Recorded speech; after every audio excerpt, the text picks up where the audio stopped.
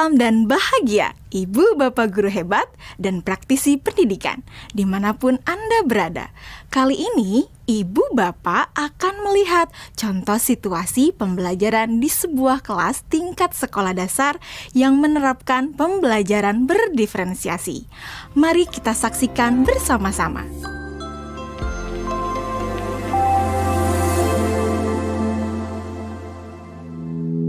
Organ tubuh manusia.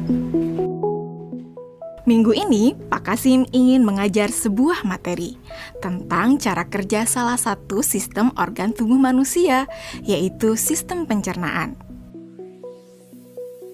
Adapun tujuan pembelajarannya adalah melalui diskusi kelompok dan penugasan mandiri. 1. Murid dapat menjelaskan fungsi organ pencernaan pada manusia.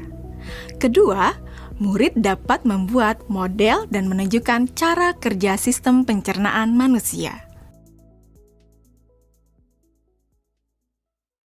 Sebelum pembelajaran dilakukan, biasanya saya akan melihat tujuan pembelajaran atau target apa yang akan saya capai pada hari itu. Setelah itu, saya melihat data atau informasi terkait murid-murid saya untuk menentukan strategi pembelajaran yang tepat dan penilaian yang sesuai.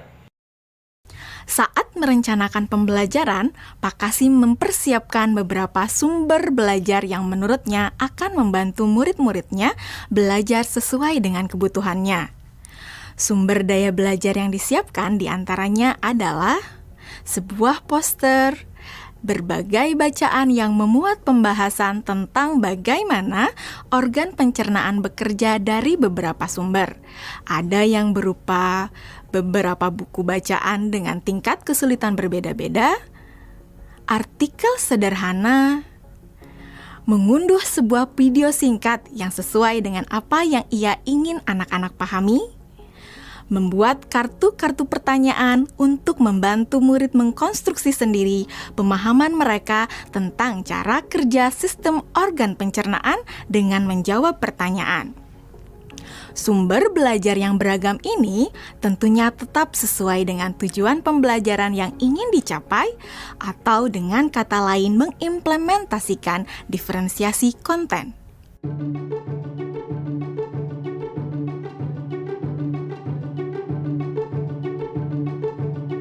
Setelah semua sumber materi yang beragam disiapkan, saya mempersiapkan daftar kegiatan lengkap dengan instruksinya. Misalnya, membaca buku atau artikel dan lain sebagainya, mengamati poster, mendiskusikannya, dan kemudian membuat ringkasan untuk menunjukkan pemahaman tentang isi poster tersebut. Menjawab kartu-kartu pertanyaan. Aktivitas-aktivitas tersebut walaupun berbeda-beda, namun semuanya bertujuan agar murid memahami cara kerja sistem pencernaan. Assalamualaikum.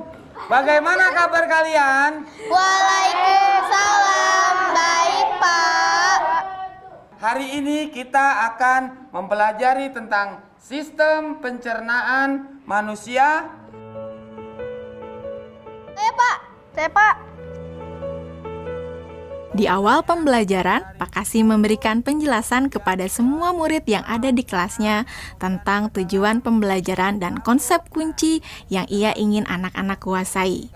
Lewat proses tanya jawab dan contoh-contoh, Pak Kasim memastikan bahwa murid-muridnya memahami apa yang dimaksud dengan sistem.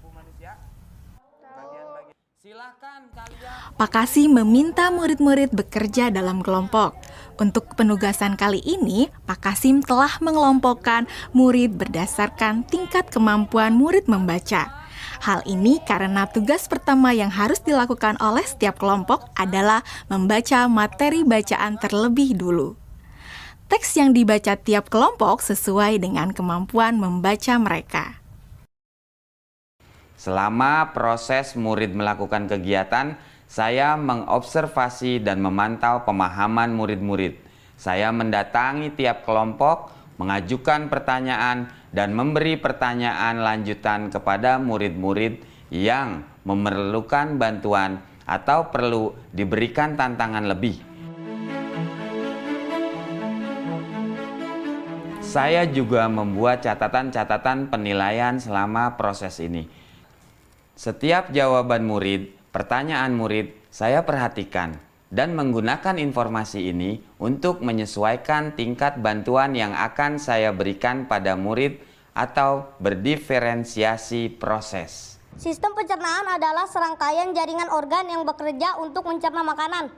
Organ pencernaan antara lain meliputi mulut, kerongkongan, lambung, usus kecil, usus besar, rektum, anus.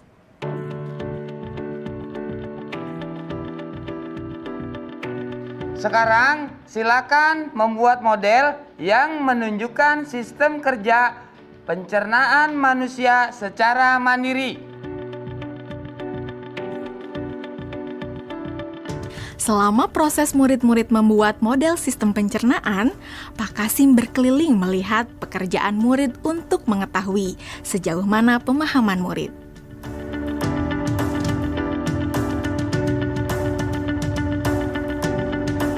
Di akhir pembelajaran, saya melakukan kegiatan refleksi, di mana refleksi tersebut digunakan untuk mengapresiasi murid, untuk mengetahui atau menilai sejauh mana pemahaman murid tentang topik yang sedang dipelajari, untuk mengetahui bagaimana perasaan murid-murid ketika melakukan proses pembelajaran. Ardas, Senang, Pak. Arjuna, Senang, Pak. dan tentunya semua ini dapat menjadi informasi bagi saya untuk mengembangkan proses pembelajaran selanjutnya. Ibu dan Bapak guru hebat, demikian video singkat salah satu contoh penerapan pembelajaran berdiferensiasi di jenjang sekolah dasar.